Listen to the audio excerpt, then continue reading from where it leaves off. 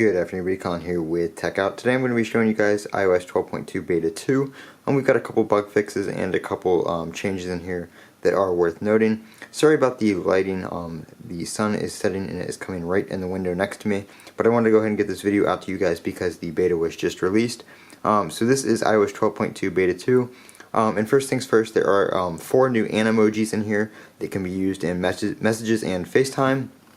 So those Animojis are a giraffe, a shark, some other kind of animal that I'm not sure what the name is. Oh, sorry, it's a boar. So a giraffe, shark, boar, and an owl are the 4 new Animojis in iOS 12.2 Beta 2. So we'll see those roll out to the public when 12.2 is publicly released.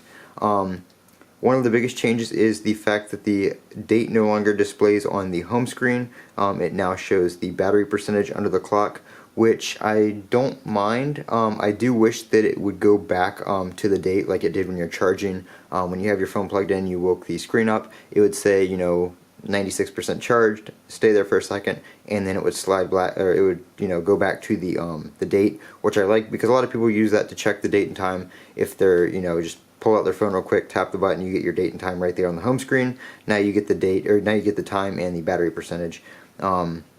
So I wish they did that. Maybe that's something that will change in another beta before it comes out. I noticed that when the phone or iPad is plugged in, it shows the percentage and then goes back to the date, but the date doesn't show at all when it's not plugged in. And this is the same on the iPad. It does show the battery percentage constantly, even though on the iPad the battery percentage does show in the status bar still. So that's kind of a weird thing that it shows in both places at the same time instead of showing the date. Everything else is going to be bug fixes. I noticed that I was able to add my Google account back. That was an issue I was having in Beta 1, is the Gmail accounts were not syncing and were not saving if I tried to re-add it in accounts. And that was the same across all my devices on a beta. macOS was doing the same thing. My iPhone XS Max was doing that, and my iPad Pro 11-inch was doing that. But I have been able to re-add my Gmail account, and the messages are now syncing and downloading properly, so I'm happy to announce that has been fixed. I'm not sure about battery life because, as you guys know, I am doing the Pixel Challenge, so you can see my SIM card is not in the iPhone XS Max right now, it is in my Pixel.